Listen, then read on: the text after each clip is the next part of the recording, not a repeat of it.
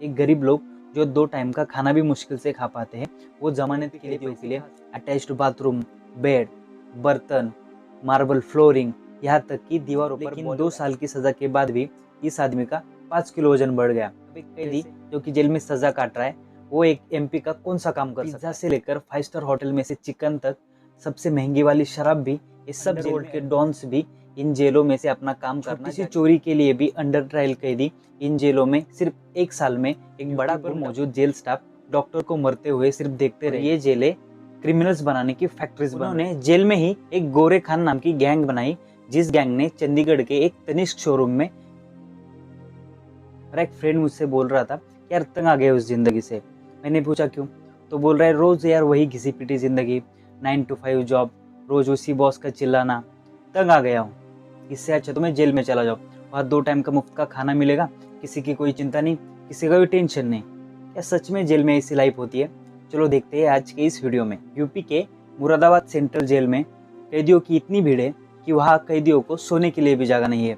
वहाँ कैदियों को शिफ्ट्स में सोना पड़ता है।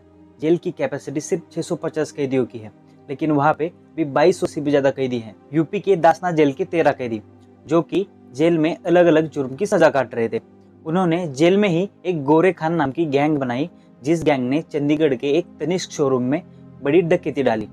इससे हम क्या समझे?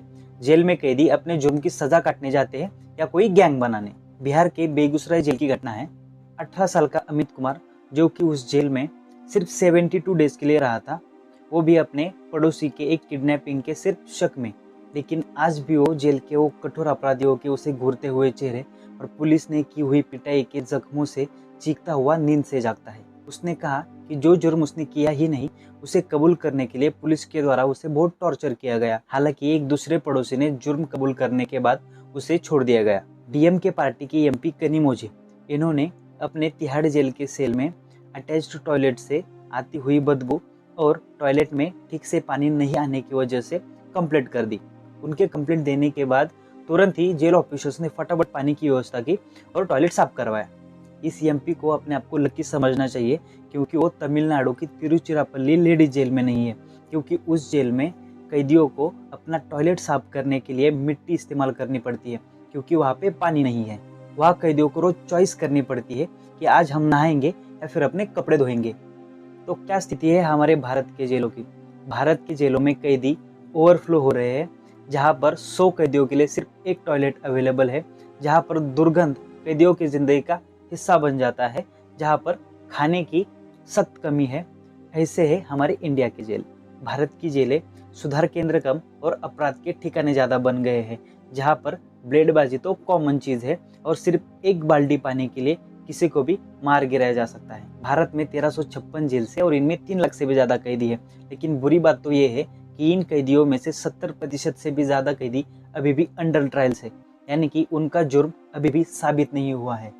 उनमें से ज़्यादातर तो पुलिस की मनमानी और स्लो जस्टिस सिस्टम के शिकार है। इन कैदियों में 2000 कैदियों से भी ज़्यादा कैदी ऐसे हैं जिनका कि आज तक जुर्म साबित नहीं हुआ है, फिर भी उन्होंने 5 साल से भी ज़्यादा का समय जेल के सलाखों के पीछे निकाल दिया है। इंडिया टुडे के एक सर्वे के अनुसार इन जेलों में ऑर्गेनाइज्ड क्राइम बढ़ रहा है और ये जेलें क्रिमिनल्स बनाने की फैक्ट्रीज बन रही है। और ऐसे जेलों में प्रॉपर लीगल एड के अब्सेंस में गरीब और कमजोर, ज्यादातर लेडीज और यंगस्टर्स इस घिनौनी व्यवस्था का शिकार बन जाते हैं। तिहाड़ जेल में महिला कैदियों के साथ काम कर रही सीनियर एडवोकेट नरूला जी ने कहा था कि लंबे समय तक जेल में रहने से और प्रॉपर फैमिली सपोर्ट ना होने से इन कैदियों को जेल के दूसरे कैदियों के ऊपर निर्भर होना पड़ता है, जो कि उन्हें ड्रग्स लेने और गंभीर अपराध करने के लिए उकसाते हैं और अनजाने में ये गरीब लोग अपराध की दुनिया में फंस जाते हैं। एक छोटी सी चोरी के लिए भी अंडर ट्रायल कैदी इन जेलों में सिर्फ 1 साल में एक बड़ा गुंडा बन जाता है।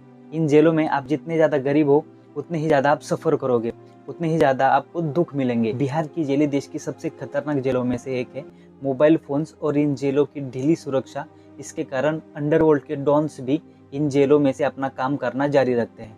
2010 में पटना के एक बिजनेसमैन रणधीर जायसवाल, इनका मर्डर हो गया था क्योंकि उन्होंने जेल में बंद एक कैदी को हफ्ता यानी कि वसूली देने से इनकार कर दिया था। दिल्ली की Tihar jail full proof security का दावा करती है, लेकिन 2G घोटाले के आरोपी कुसेगांव फ्रूट्स एंड वेजिटेबल्स के डायरेक्टर राजीव अग्रवाल, इसके पास लॉकअप में ब्लैकबेरी फोन पाया गया, वो भी जेल के अंदर। एक कैदी के अनुसार जेल में जीना बहुत ही आरामदायक और कंफर्टेबल हो सकता है अगर आपके पास बहुत सारा पैसा हो और आप मीडिया में वायरल ना हो। पिज्ज़ा से लेकर 5 स्टार होटल में से चिकन तक, सबसे महंगी वाली शराब भी ये सब जेल में अरेंज किया जा सकता है।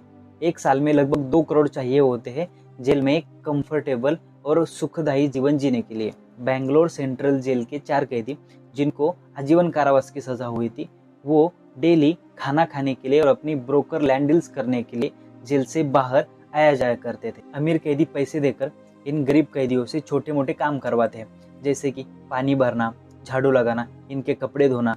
2008 में एक कोर्ट के तारीख से चूकने के बाद एक अंडर ट्रायल कैदी रशीद, जिसने अपनी अगली तारीख में कहा कि वो एमपी पप्पू यादव के कुछ पर्सनल काम करने में बिजी थे, इस वजह से वो अपनी तारीख में हाजिर नहीं हो पाए। अब एक कैदी जो कि जेल में सजा काट रहा है, वो एक एमपी का कौन सा काम कर सकता है? जेल में वीआईपी कैदियों के लिए अटैच्ड बाथरूम, बेड, बर्तन, मार्बल फ्लोरिंग, यहाँ तक कि दीवारों पर बॉलीवुड एक्ट्रेस के फोटो भी लगाए जाते हैं। अंडरवर्ल्ड डॉन छोटा शकील का दोस्त सलीम, इसको 2 साल की कठोर सजा सुनाई गई थी, लेकिन 2 साल की सजा के बाद भी इस आदमी का 5 किलो वजन बढ़ गया। कैसे? हालांकि जेल अथॉरिटीज कैदियों के इस बिहेवियर की रिस्पॉन्सिबिलिटी लेने से मना कर देते हैं। बहुत सारे जेलों में स्टाफ बहुत ही कम है, इस वजह से वो कैदियों को जो चाहे वो करने देते हैं, नहीं तो फिर उनकी रक्षा कौन करेगा? और रिश्वत इन चीज़ों को और आसान बना देती है। 20 साल के दिनेश को उसकी गिरफ्तारी के 2 साल बाद ही जमानत मिल गई थी, लेकिन उसकी जमानत आज तक नहीं हुई है। उसका परिवार यूपी के किसी छोटे से गांव में रहता है। हालांकि उसका कहना है कि उसने उन लोगों को बहुत सारे लेटर्स लिखे, लेकिन उसके परिवार वालों तक उसका एक भी लेटर आज तक नहीं पहुंचा है। वो 2008 से लेकर आज तक जेल में ही है। एक गरीब लोग जो 2 टाइम का खाना भी मुश्किल से खा पाते हैं, वो जमानत के लिए पैसे कहाँ से लाएंगे? फ्रस्ट्रेशन, हेल्पलेसनेस, साइकोलॉजिकल डिसऑर्डर्स, ये सारे तो आम बातें हैं जेलों में। लिमिटेड स्टाफ के साथ इन ओवर क्राउडेड जेल्स को मैनेज करना बहुत ही मुश्किल हो जाता है। यहाँ पर डिसिप्लिन लागू करना तो नेक्स्ट टू इम्पॉसिबल है। बिहार के गोपालगंज जेल में एक डॉक्टर बुधादेव सिंह को कुछ कैदियों ने पीट पीट कर मार डाला, क्योंकि उन्होंने 7 आजीवन कारावास हुए कैदियों को बीमार घोषित नहीं किया। अगर वो उन 7 कैदियों को बीमार घोषित कर देते तो वो 7 कैदी उससे भी ज्यादा सिक्योरिटी वाले जेल में चले जाते। ड्यूटी पर मौजूद जेल स्टाफ डॉक्टर को मरते हुए सिर्फ देखते रह गए, उन्होंने कुछ नहीं किया, डर की वजह से।